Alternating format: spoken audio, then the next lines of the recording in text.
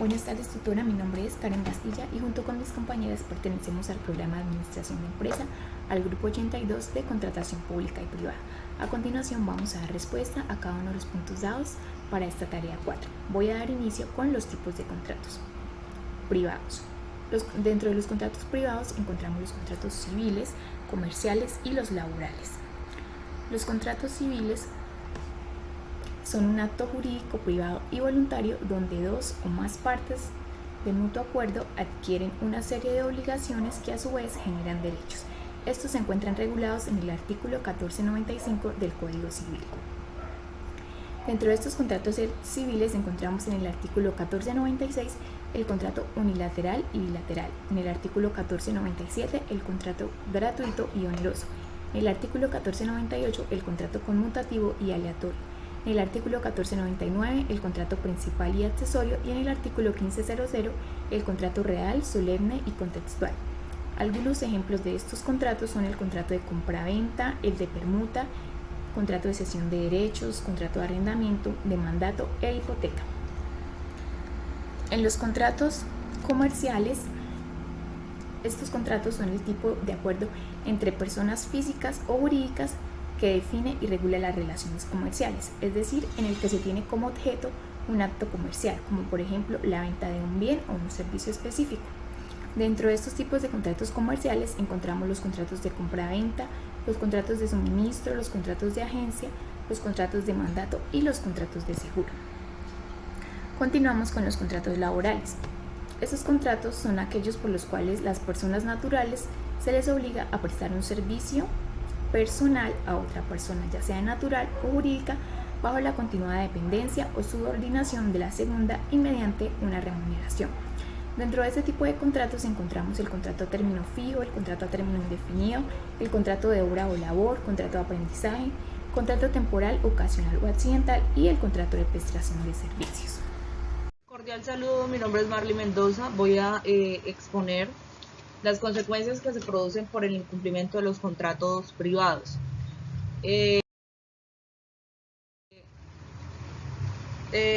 primer lugar, podemos decir que el incumplimiento de los contratos privados puede tener varias consecuencias. Esto depende de su naturaleza del contrato, las leyes aplicables y las circunstancias específicas dadas por el incumplimiento del mismo. Las principales consecuencias que tenemos son las acciones legales, lo que quiere decir que el partido afectado por el incumplimiento del contrato puede tomar acciones legales contra la parte que incumplió con los términos del contrato, lo que puede acarrear demandas y se puede exigir el cumplimiento del contrato o obtener compensación por los daños sufridos como resultado del incumplimiento.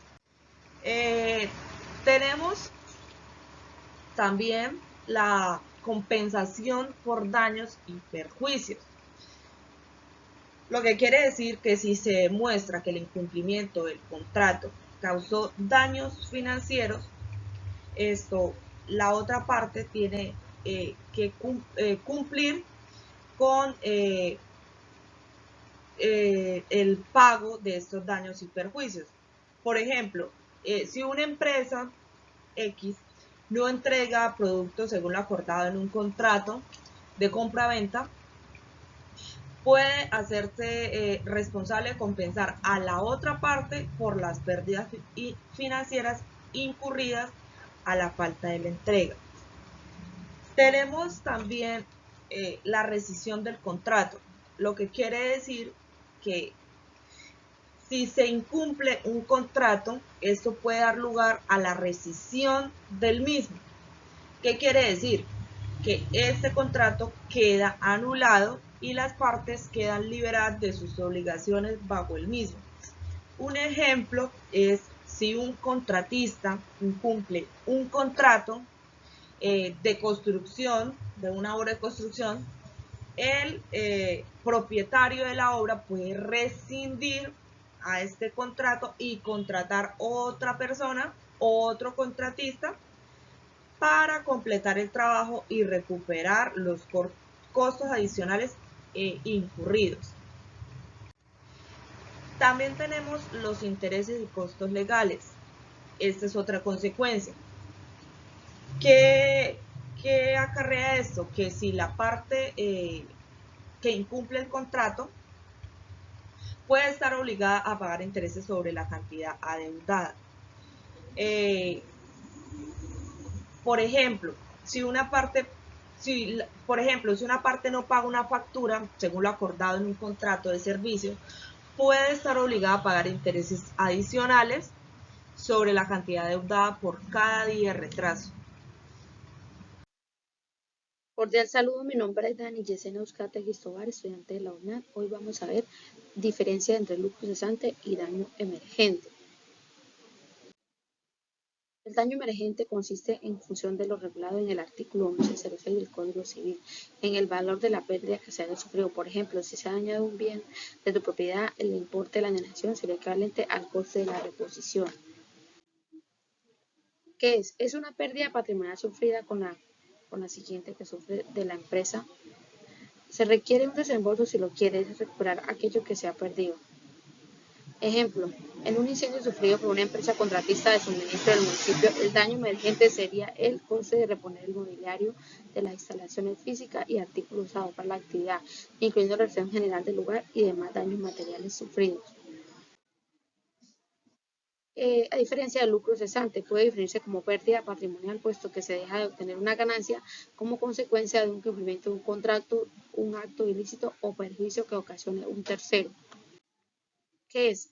El lucro cesante son las ganancias que deja de recibir la empresa al no estar en funcionamiento como consecuencia de un daño o perjuicio que sufrió y esto le genera pérdidas económicas. Como poníamos de ejemplo una empresa que sufrió un incendio, entonces el daño en este caso serían de las ganancias. Si es una empresa contratista, pues en este momento como no está funcionando, entonces no generaría ninguna ganancia en este tiempo que mientras se hacen los arreglos y lo demás que se haya ocasionado.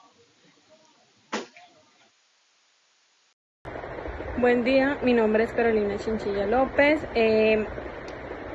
Hoy les vengo a hablar sobre el estudio de los principios que se aplican en los contratos privados. Es el abuso del derecho, la autonomía, de la voluntad, la buena fe, la consensualidad, la costumbre, el enriquecimiento sin causa, el error común y la imprevisión y relatividad. Otra pregunta que yo escogí fueron las diferencias entre el lucro cesante y el daño emergente.